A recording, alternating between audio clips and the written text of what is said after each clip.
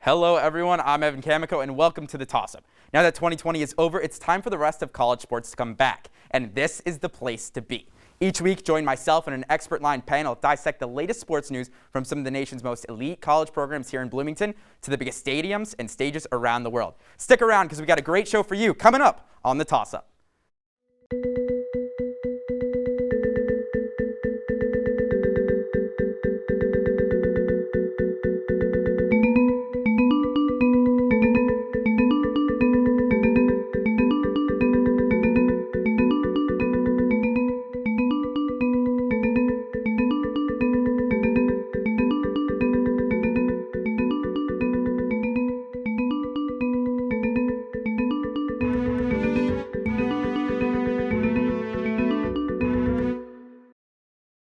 As spring training officially got underway last week in Florida and Arizona for Major League Baseball, that means it is also time for the first pitch of the 2021 college baseball season. The Indiana Hoosiers baseball team and defending regular season Big Ten champions are the #1 team in the Big Ten and ranked number 14 by Perfect Game USA's preseason rankings. That is one of the best starting points for the program in recent memory. In his first season as manager of the program, Jeff Mercer led the Hoosiers to a 2019 Big Ten regular season championship and a #2 seed in the NCAA tournament. The Hoosiers finished that year 37-23 and a Big Ten record of 17-7. In 2020, the Hoosiers were 9-6 with wins against LSU, South Alabama, and East Carolina before the COVID-19 pandemic sidelined the season. While the Hoosiers will be without Elijah Dunham, Cal Kruger, and Grant Sloan this season, they still have plenty of talent and depth on the roster. That talent includes the likes of Cole Barr, McCade Brown, and Grant Richardson. While the team plays over the weekend in Minnesota, we are here to get you ready for the 2021 season. It's time to toss up some Hoosier baseball. Joining me on the panel for this week's show is Jevan McCoskey and Sean Nief, our IUSTV baseball reporters. Guys, how are you doing today? Good. I'm really good. I'm glad to be here. I'm ready to talk some baseball, ready to get the season started. Awesome, Oh, Sean. yeah. Warm weather, baseball starting up. Everything's it's feeling better now. It is a good time to be a Hoosiers fan. So let's get right into it. Jeff Mercer, this is season 3. Yep. He lost out on most of season 2. How has he been preparing the team for the upcoming season since they took the diamond last about a year ago? Well, he just had a press conference that Sean and I watched and were able to be a part of. He said that this year, so far throughout the prep of this season, he's been a lot harder this year on his team than he has in the recent years past. And that's probably just because they haven't played in over a year. They haven't played a Big Ten game in over 600 days. So they really need to be focused. They need to make sure that they are sharp. But like you mentioned, 64 or they are 49-26 in the Mercer era. This is his third year, second full year barring any setbacks. Hopefully no more COVID, anything like that. But yeah, no, he's taking things full force this year, and everything's heading in the right direction. Yeah, and I mean, during that same meeting, one thing he really mentioned was the pitching and hitting were kind of on opposite ends of the spectrum for a while. Yep. IU was an offensive juggernaut for a long time, and especially without summer ball or any of that spring training to really kind of help some of those pitchers, you lose a lot of that power and that speed that you would have normally.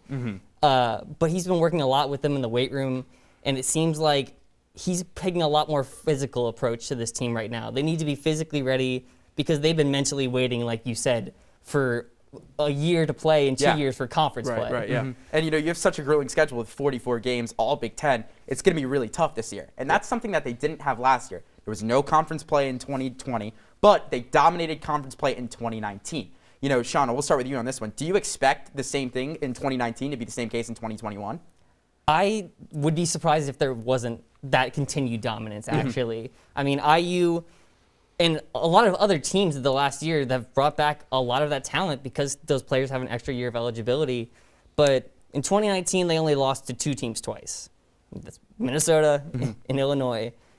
A lot of teams have retooled since then, but I think that IU has remained consistent. They have stayed true to what made them good that year. They have a great outfield.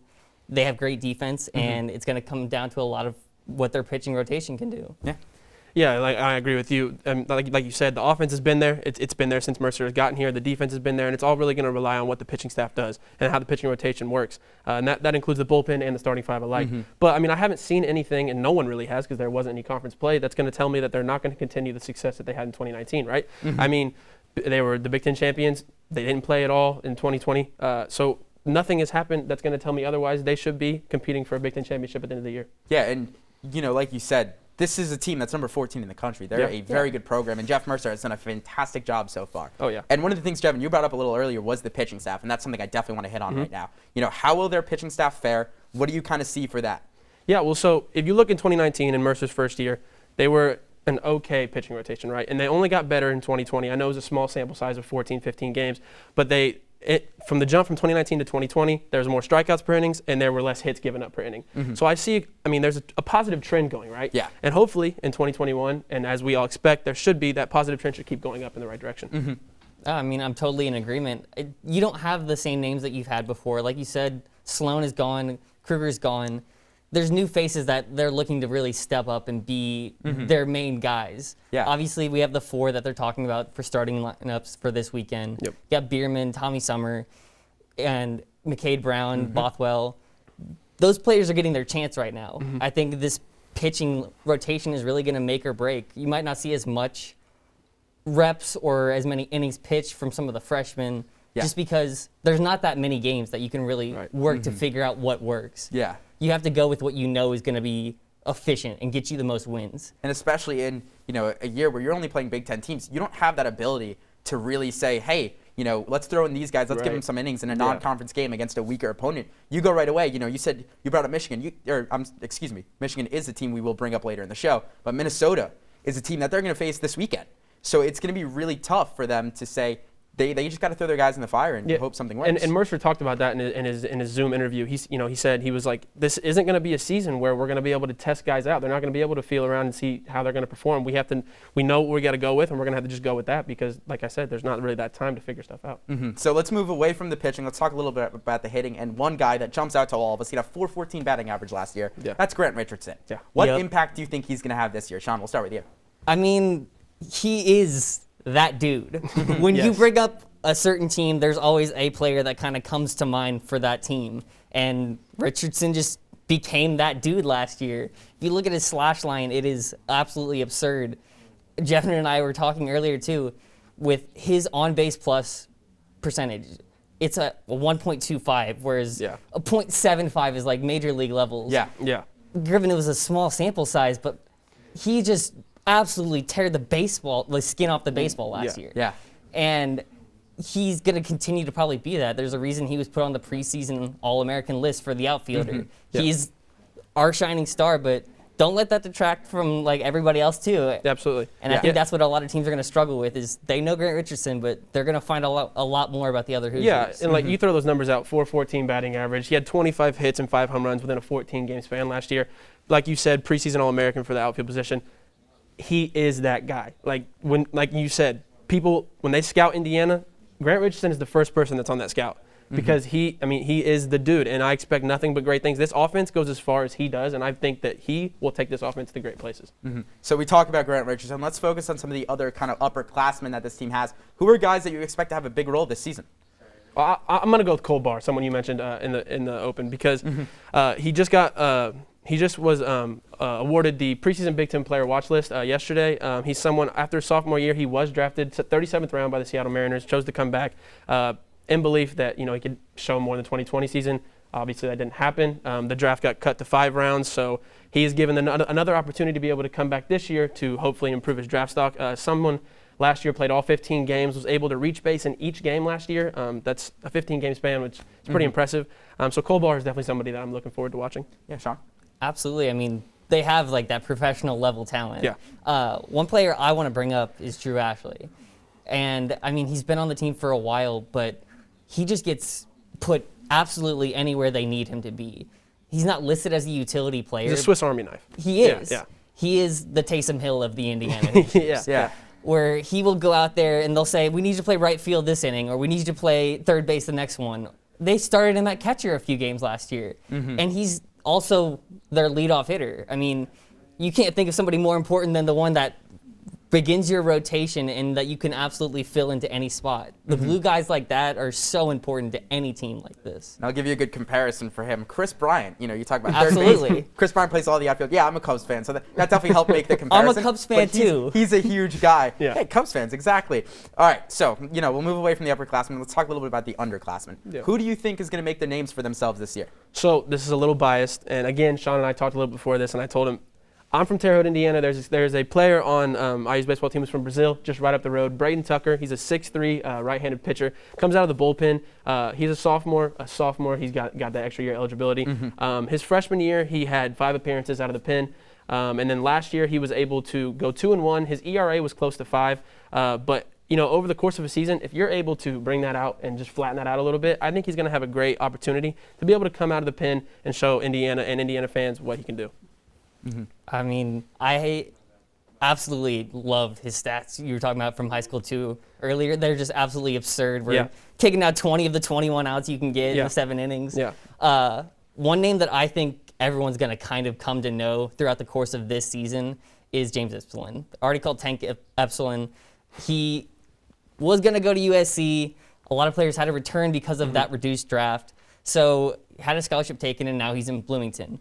One of the best prospects the team can really bring in, and I think his offensive prowess is really going to stand out. People are going to start to notice that because when he is absolutely on and if he hits even a scratch of the potential he's shown as being scouted by all these MLB teams since high school, then he could become one of our breakout best players this year. But it's all just going to come down to how much practice and how many reps are they going to get like that. Yeah. And, last question before we go to break. There's no fans this season to start at least. So I'm going to ask you guys, how is that having no fans really going to impact the team? I'm going to let you go first because I think I have a little bit different answer than what people might expect. That's totally fine. I mean, I think a lot of people don't think baseball crowds matter as much as it does in basketball or football. It's not going to reach the decibel levels that you're going to hit here in some of the NFL and NBA stadiums or arenas. But to me, every time I think about going to the ballpark or going to a baseball game, the ambiance of the crowd, having them jeer people on, boo the batters, sing at the bottom of the 7th inning stretch, I mean, they're not going to have that. You're still going to have all the antics. You're going to have a lot of the energy from the dugouts, which is a big part of what makes college baseball. But they're not going to have that anymore. And so I think it's going to become much more taxing on people mentally, especially pitchers and stuff like that, where it's just quiet one-on-one besides the signals you're hearing. Yeah, I mean, you said what makes college baseball, and it is the fact that the players are right there on the field and they can do whatever, not do whatever they want. Obviously, there are some regulations, but no, I mean, so my answer to that question is it's not going to have as big of an impact as some sports, maybe like football or basketball, right? Obviously, but and my reasoning is because baseball players are right there, right up on the guardrail. It doesn't matter if you're MLB, college, high school ball. It doesn't matter what you're watching. Every single player is always right up there on the guardrail, and they are either getting into the opponent's head with heckling, whatever it is, or they are cheering and boosting up their own team, trying to boost their morale.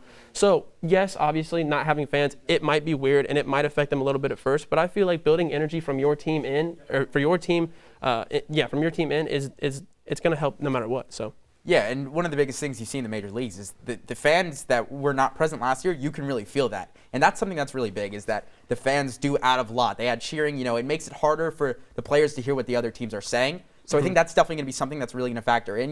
They're going to have to say, if another team's heckling you, they're going to have to find a way to get it out of their heads and really, come back mentally strong, be tough, and be able to make the adjustment and not let them get to their heads. Absolutely. So coming up after break, Callie Metzger joins us to update you on how your favorite former Hoosiers are featuring in the big leagues. Then buckle up because we're going fast. We got another round of our fast fire questions. We'll be right back.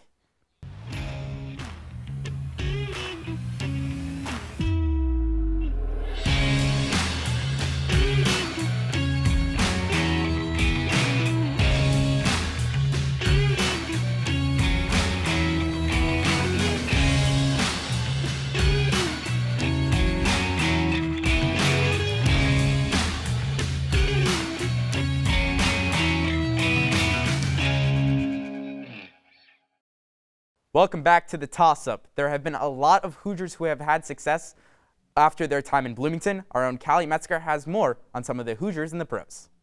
After last year's unprecedented stoppage of baseball, Major League fans are more excited than ever to get back into the swing of things as baseball spring training is officially underway.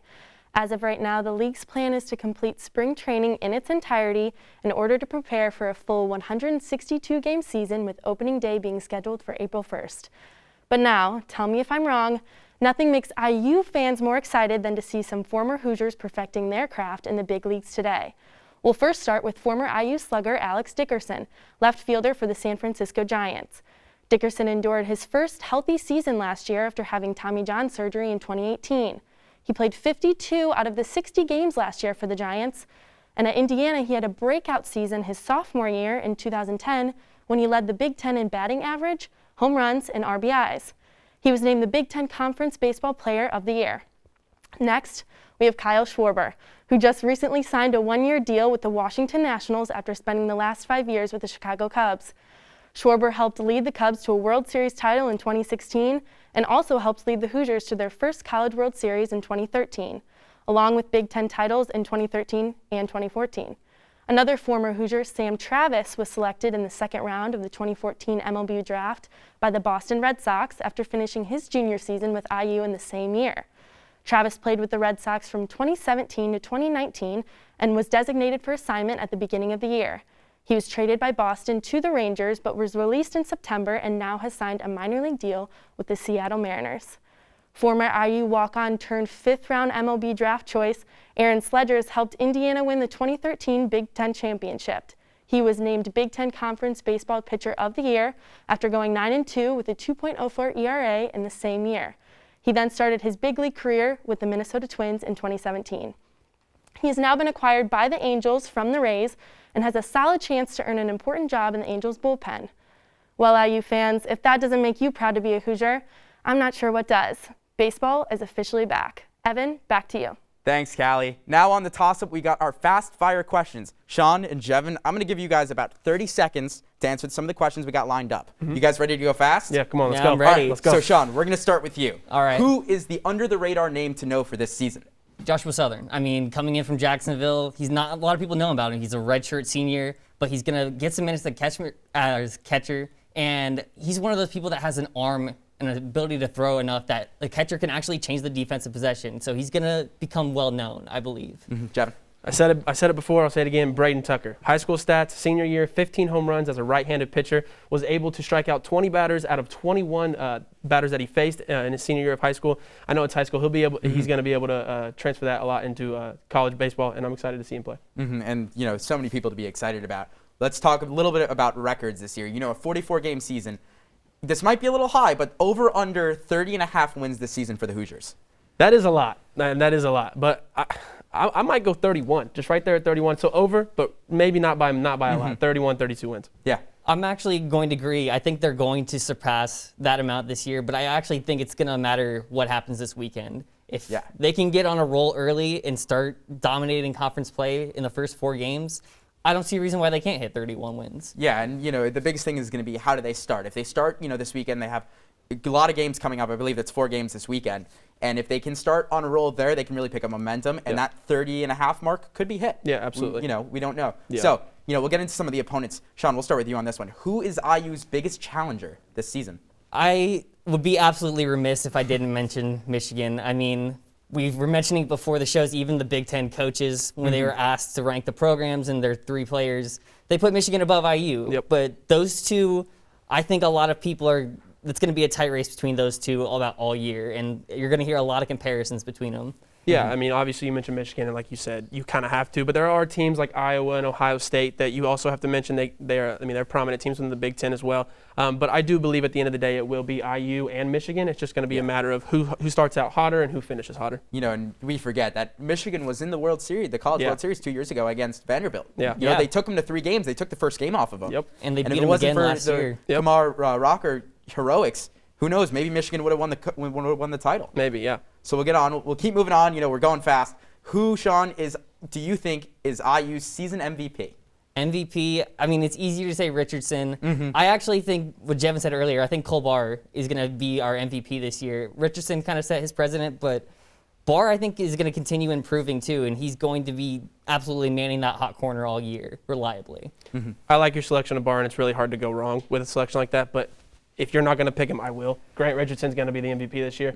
Like I said earlier, this team's offensive power goes about as far as he does, and it goes pretty far with him. So I do think that he will be the MVP. So we've talked about MVP. Let's talk about who you guys think. This could be a harder question, but who do you think is going to be IU's season most improved player? So this might come as a shock to some people, but I think Grant Richardson might be our most improved player because, I mean, you can't really base it off of last season because there was such a small sample size. But if he plays as well as he did in the 14 games that we saw him play last year compared to what he did in the year before, it's going to be hard not to give someone who puts up those kind of numbers the most improved player.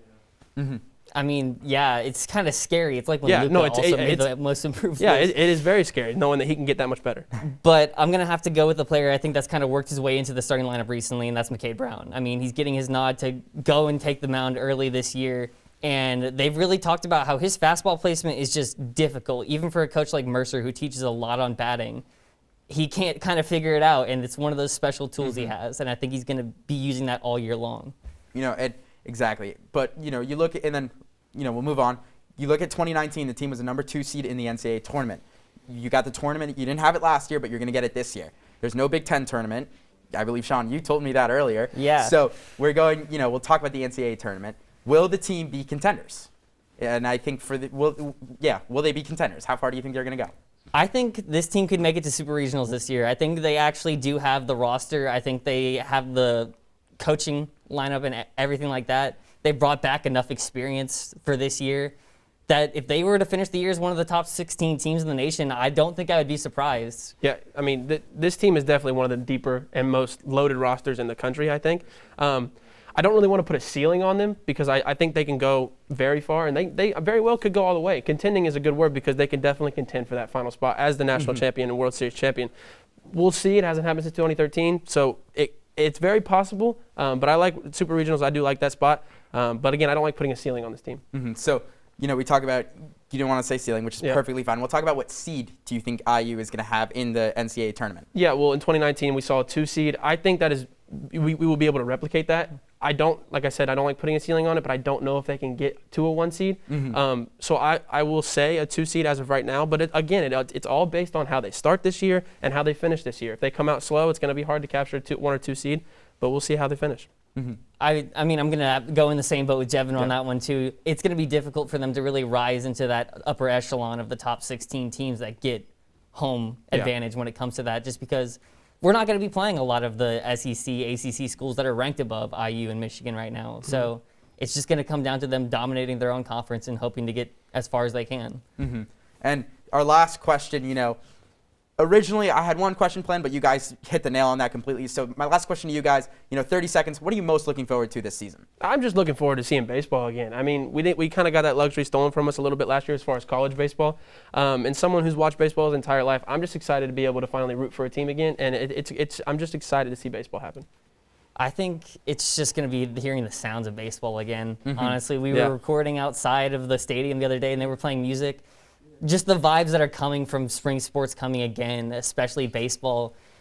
Everybody just seems excited, and I love the energy around it right now. Yeah, there's nothing like hearing a bat pop and a glove pop. Absolutely. Nothing like hearing fans cheer in the outfield, Yeah, but we'll have to wait a little bit for that. Yeah. So that's going to do it for the show this week. Be sure to continue the discussion on our Instagram page at IUSTV Sports and our Twitter page at IUSTV Sports. We are always looking for ways to improve the show, so please feel free to ask any questions you might have or suggestions for future episodes.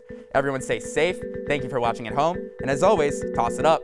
Find out if we'll catch it, and we'll see you next week.